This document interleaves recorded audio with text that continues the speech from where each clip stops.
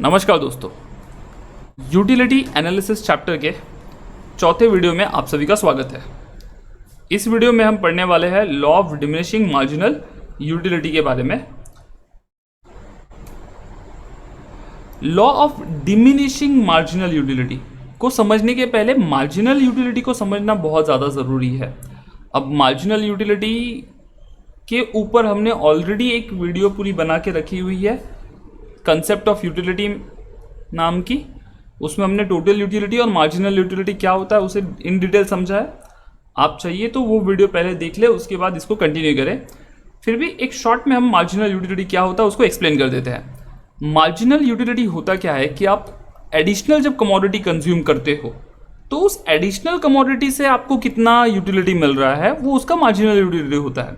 जैसे हमने last time जो एग्जाम्पल लिया था वही एग्जाम्पल हम आगे कंटिन्यू करते हैं कि मान लो आप बहुत दिन से भूखे थे और मैंने आपके सामने एक आम रखा, तो जैसे ही वो आपने आम को खाया तो उससे जो यूटिलिटी मिली आपको वो थी 10।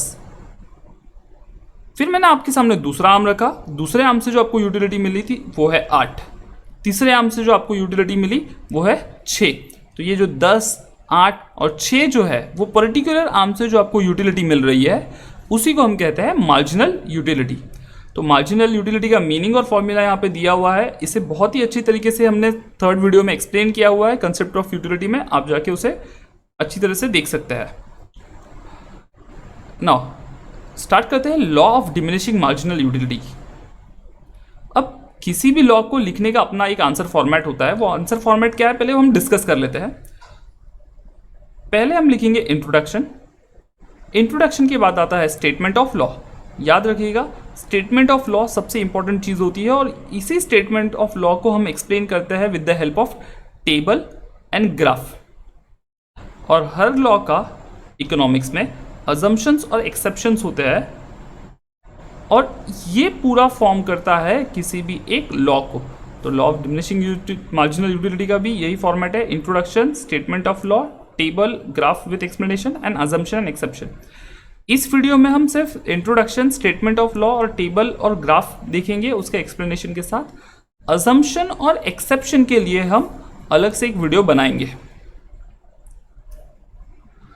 तो अब शुरुआत करते हैं इंट्रोडक्शन के साथ। बड़े ही ध्यान से सुनिएगा, जितना भी नोट्स मैं यहाँ पे दे रहा हूँ इतने नोट्स आप लिख लीजिए या फिर इसका PDF फॉर्मेट आपको डिस्क्रिप्शन लिंक में दिया हुआ है, वहाँ से जाके आप डाउनलोड करके भी इसको याद कर सकते हैं।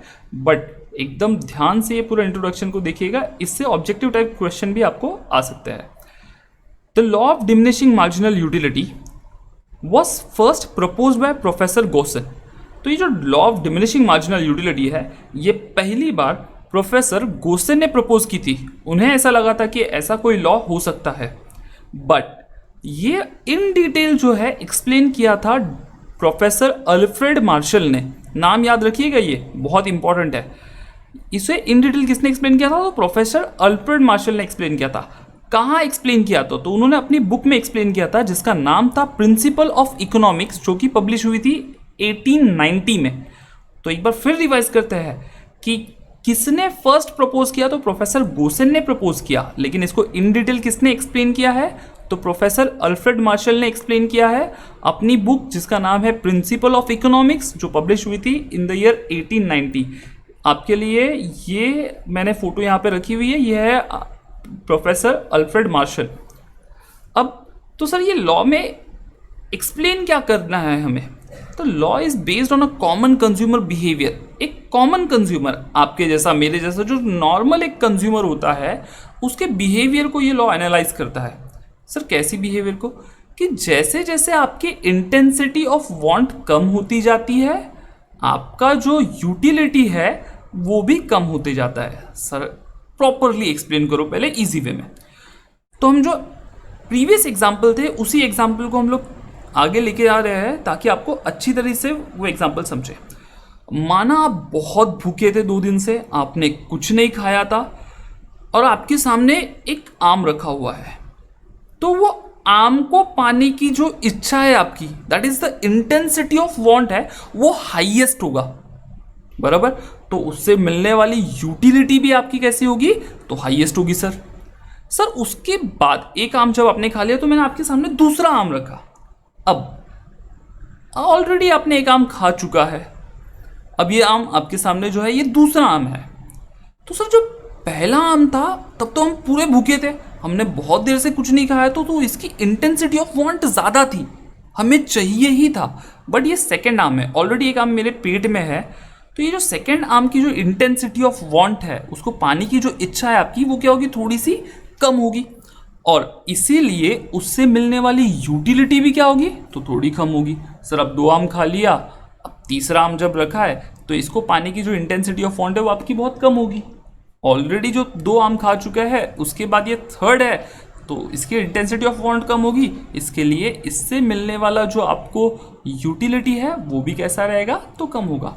बस यही कंसेप्ट ये लॉ एक्सप्लेन करता है। ये लॉ क्या एक्सप्लेन करता है कि यूटिलिटी डिराइव डिमिनिशेस, जो यूटिलिटी आप डिराइव करने वाले हो वो कम होते जाएगा with the reduction in the intensity of want. जैसे जैसे इंटेंसिटी ऑफ वांट, जो इच्छा है, जो तीव्रता है किसी भी चीज़ के पाने की, वो जैसे जैसे कम होती जाएगी, उसकी यूटिलिटी भी क्या होती जाएगी, तो कम होती जाएगी।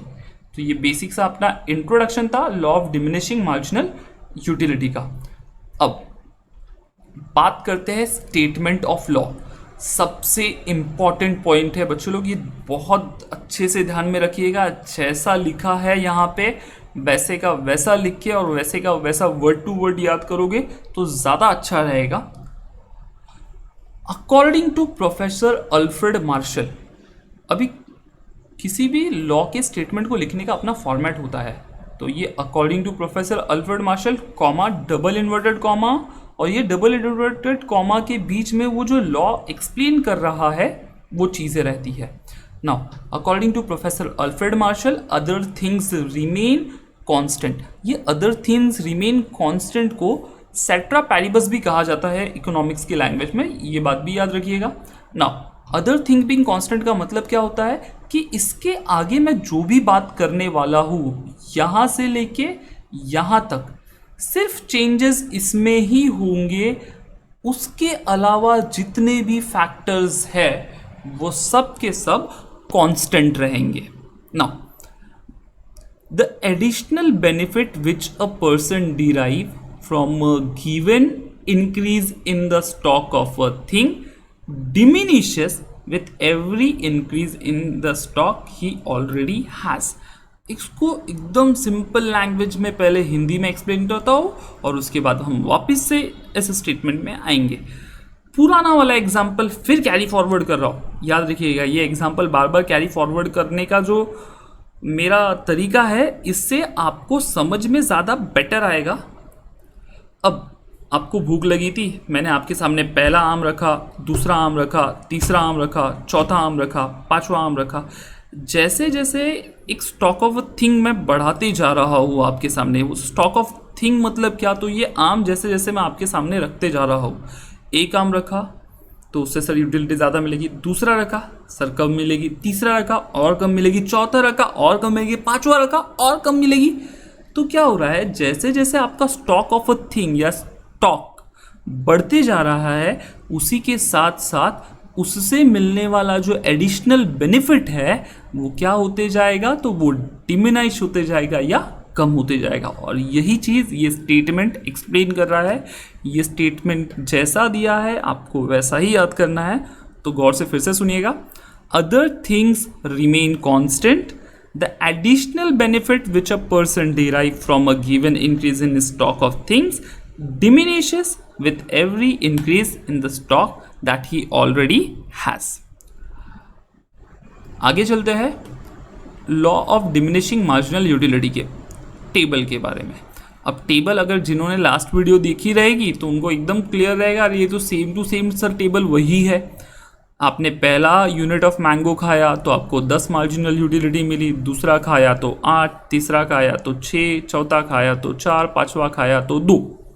लास्ट के 2 की बात करते हैं। आपने 5वें यूनिट तक खाया तो आपको यूटिलिटी मिल रही थी, अब 6वें यूनिट में आपको ऑलरेडी पेट भरा हुआ है सर, अब आपको नहीं खाना है, फिर भी ज़बरदस्ती मैंने आपको खिला दिया।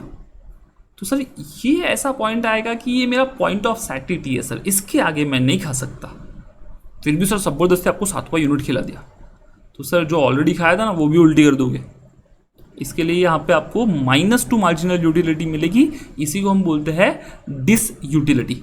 ये टेबल ऐसे ही याद करना, 1 2 3 4 5 6 7 10 8 6 4 2 0 -2 units of mangoes and marginal utility. This was the table.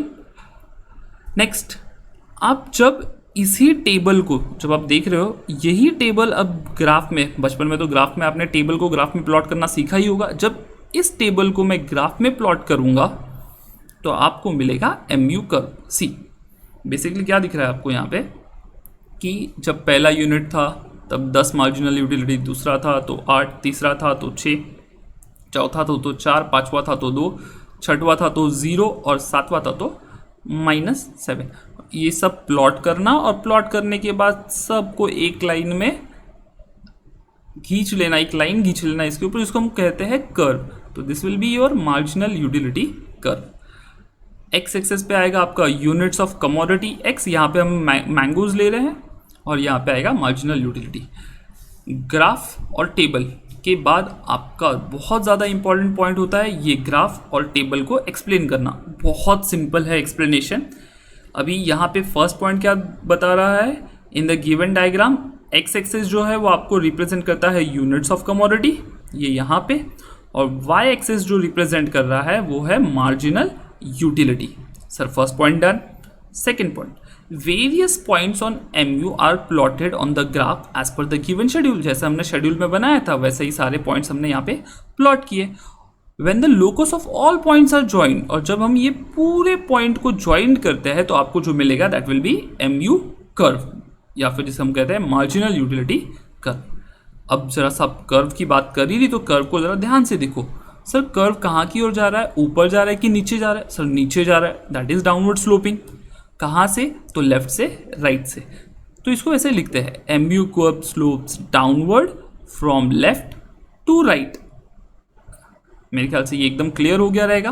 तो MU curve slopes downward from left to right which shows that the MU goes on diminishing. जो आपका मार्जिनल यूटिलिटी है वो कम होते जा रहा है, 10 से 8, 8 से 6, 6 से 4, 4 से 2, जैसे जैसे आप इंक्रीज कर रहे हो कंजम्पशन ऑफ कमोडिटी। तो we are done with the 3 points, first, second, third and the last and final point.